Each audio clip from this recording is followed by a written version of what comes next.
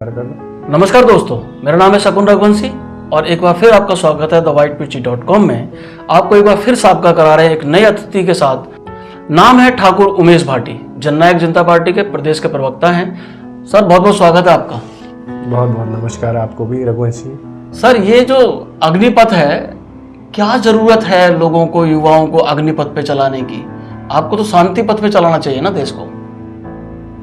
देखिए, देश को अगर शांति पथ में चलाना है तो उसके लिए आर्मी की, एयरफोर्स की, मिलिट्री की, तीनों नेवी की भी ज़रूरत पड़ेगी। क्योंकि जब तक हमारी आर्मी सशक्त नहीं होगी, हमारी आर्मी युवा नहीं होगी, हमारी आर्मी दुश्मनों से लड़ने लायक नहीं होगी, तब तक इस देश के अंदर शांति नहीं होगी। तो शांति अगर हमें रखनी है तो हमें अपनी आर्मी को युवा करना बहुत ज़रूरी है, और युवा करने के लिए आर्मी को ये अग्निपथ लाना बहुत ज़रूरी था।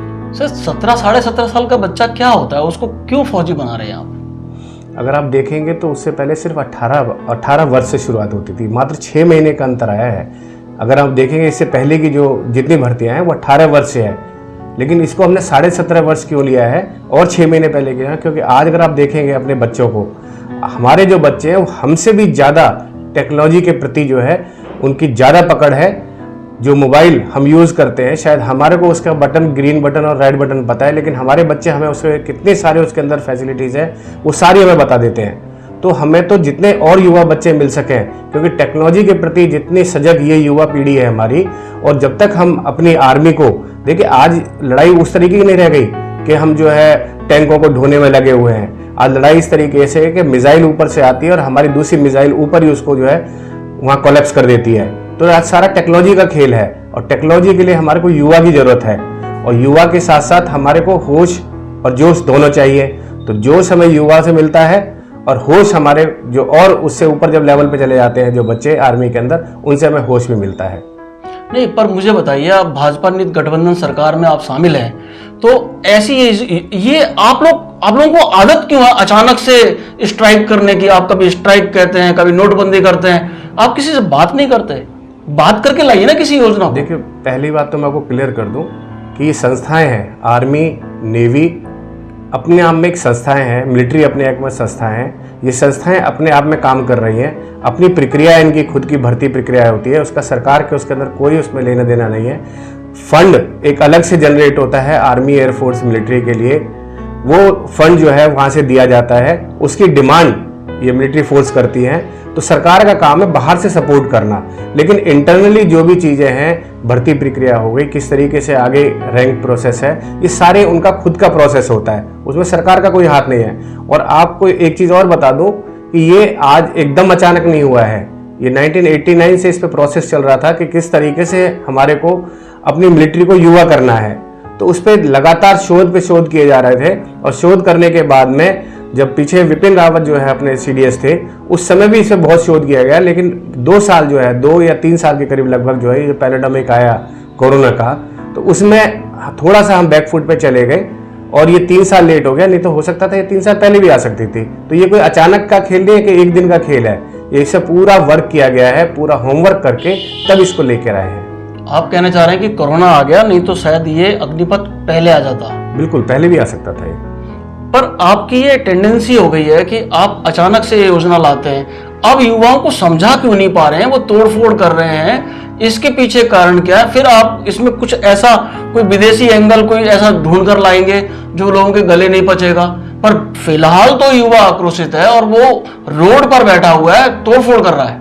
देखिए, आप इस बात को शकुन जी हकीकत मानिए कि एक सुनियोजित तरीके से बताइए, अभी आप देखेंगे पीछे व्हाट्सएप ग्रुप पकड़े गए हैं, जिन व्हाट्सएप ग्रुप के अंदर मैसेज फ्लो किया गया, और मैसेज के जरिए हजारों की भीड़ इकट्ठी की गई। अगर आज आप भी अगर 4 आदमी इकट्ठा करने की कोशिश करेंगे 1 घंटे बाद कि 4 आदमी इकट्ठे होने चाहिए, तो 4 आदमी इकट्ठे नहीं हो सकते, लेकिन वो 40,000 की भीड़ कहाँ से इकट्ठी हो गई? इसका मतलब वो सुनियोजित था उनका। उन्होंने प्रॉपर, जो विपक्ष है, उन्होंने पूरे युवाओं को झोंक दिया है उस लड़ाई के अंदर, जिनका उनसे कोई लेना देना नहीं है। और आप देखोगे आपके वहाँ 30 वर्ष, 32, 35 वर्ष, 45 वर्ष के लोग जो है वहाँ पे तोड़फोड़ कर रहे हैं, जिनका मतलब ही नहीं है आर्मी में जाने का। और सबसे बड़ी बात आप एक मान के चलिए कि जो व्यक्ति देश से प्रेम करता है, राष्ट्रभक्ति जिसके अंदर बसी हुई है, और राष्ट्र के लिए काम करने के लिए जो आर्मी में आना चाहता है, वो कभी राष्ट्र की संपत्ति को नहीं तोड़ेगा। वो इस काम को नहीं करेगा। और ये चीज़ें अभी भर्ती में भी देख लीजिए, क्लियर कर दी गई है कि अगर उससे पहले एफिडेविट लिया जाएगा कि कहीं उसने कहीं पे भी कोई प्रदर्शन में किसी में भाग तो नहीं लिया, कहीं उसके ऊपर कोई केस तो नहीं है, तो ये चीज़ भी उसमें डाली गई है। क्योंकि जो राष्ट्र के प्रति प्रेम रखता है, जिसके अंदर राष्ट्रभक्ति है, वो राष्ट्र की संपत्ति को नुकसान नहीं पहुंचाएगा। मैं आपकी इस बात से सहमत हूँ। फिलहाल इन दिनों एक वीडियो वायरल हो रही है जिसमें एक लड़का है, वो पीछे रेड कलर का बैग टांगे हुए है और वो एक पैर से विकलांग भी नजर आ रहा है, वो सरकारी बसों को तोड़ रहा है। निश्चित तौर पर वो फौज के लिए तो अप्लाई नहीं कर रहा होगा, इसलिए उसका आक्रोश फौज में भर्ती ना हो पाने का आक्रोश तो नहीं कहा जा सकता। जाहिर सी बात है, कहीं से वो या तो प्रभावित होगा या प्रलोभित होगा।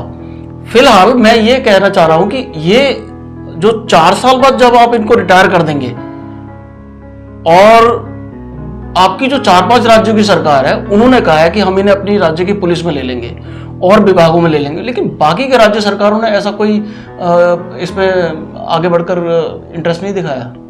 देखिए, आपसे फिर मैं बोल रहा हूँ कि ये रिटायर होके नहीं आ रहे 4 साल बाद में, ये शारीरिक तौर पे और मानसिक तौर पे परिपक्व होकर वापस आ रहे हैं समाज के अंदर। शारीरिक तौर पे किस तरीके से, जब उनकी 17.5 साल की उम्र भर्ती होती है तो उनको वहाँ पर जो है आर्मी जो है अपने शारीरिक बल को उनको बढ़ाने के लिए अपने जो कोर्स है उनको करवाते हैं, उनको एक उनका सुदृढ़ शरीर बनाते हैं, मानसिक तौर पे भी उनको बलशाली बनाते हैं। और उसके साथ साथ 10वीं करके जो बच्चा गया है उनको 11वीं और 12वीं करवा के उनको मानसिक तौर पे भी विकसित किया जाता है, शारीरिक रूप पे भी विकसित करते हैं दोनों को। और जब वो विकसित हो जाते हैं तो 21 साल की उम्र में, अगर 17.5 साल की उम्र में जाता है, 21 साल की उम्र में वापस आता है, तो मेरा मानना यह है कि वो रिटायर होकर नहीं आ रहा है समाज में, बल्कि कुछ सीख के आ रहा है। फिजिकली सीख के आ रहा है और मेंटली सीख के आ रहा है। फिजिकली तो वो शरीर बना के आ रहा है वहां से अच्छा, और मेंटली वो वहां से अपनी पढ़ाई पूरी करके आ रहा है। अब वो जब वापस समाज में आ रहा है तो एक ऐसा बच्चा हमें मिल रहा है समाज में जो राष्ट्र के प्रति समर्पित है, जो ईमानदार है। जैसा माना जाता है कि आर्मी में जो बच्चा गया हुआ है वो वहां पर ईमानदारी की सीख लेकर आता है और राष्ट्र के प्रति प्रेम लेकर आता है। तो ऐसा बच्चा जब वापस आएगा तो ऐसा बच्चा समाज के लिए कितना हितकारी होगा आप समझ नहीं सकते, क्योंकि वो फिजिकली भी फिट है और मानसिक तौर पे भी फिट है। और 21 साल की उम्र शारीरिक तौर पे सरकार ने शादी के लिए भी जो है उसको फिट माना है 21 साल के बाद में। तो जब वो 21 साल के बाद में आ रहा है यहाँ पर, तो वो रिटायर होके नहीं आ रहा है, वो अपनी जिंदगी की शुरुआत करने आ रहा है। और उस जिंदगी की शुरुआत में वो फिजिकली फिट भी है और मानसिक तौर पे भी फिट है। आप हरियाणा सरकार में भागीदार हैं, मुझे बताइए इस अग्निपथ अग्निवीर योजना में हरियाणा सरकार का स्टैंड क्लियर करिए। देखिए, हरियाणा सरकार का पूरी तरह से स्टैंड क्लियर है। हम लोग पूरी तरीके से सरकार के समर्थन में आर्मी, एयरफोर्स और नेवी में जो बच्चे लिए जा रहे हैं उसके लिए हरियाणा पुलिस के दरवाजे खुले हुए हैं, उसके लिए पैरामिलिट्री के लिए दरवाजे खुले हुए हैं। और पूरी कोशिश की जाएगी कि जितने बच्चे हरियाणा के जो 4 साल बाद सक्षम मानसिक तौर पे और शारीरिक तौर पर वापस आ रहे हैं, उनको हम 100% कहीं ना कहीं उनको जो है जॉब दें, ताकि जो हमारा सपना है, माननीय दुष्यंत जी का भी जो सपना है कि हमारे हरियाणा का कोई भी युवा खाली नहीं बैठना चाहिए, जो सपना है दुष्यंत जी का और मनोहर जी का, वो सपना हम पूरा करेंगे। यह है उमेश भाटी, कह रहे हैं कि जो अग्निपथ और अग्निवीर के विरोध के नाम पर जो लोग आपको उत्पात करते नजर आ रहे हैं, वह लोग जरूरी नहीं है कि सभी लोग नाराज होकर ऐसा कर रहे हो, बल्कि कुछ लोग बहकाए हुए, भटकाए हुए लोग भी या प्रलोभित लोग भी हो सकते हैं। उन्होंने हरियाणा सरकार का पहलू भी अपना सामने रखा है कि हरियाणा सरकार ने अभी कल ही सीएम ने बयान दिया है कि हम सभी अग्निवीरों को किसी न किसी विभाग में नौकरी देंगे। यह थी मुद्दे पे बात अग्निपथ और अग्निवीर पर। आपका बहुत बहुत स्वागत। नमस्कार।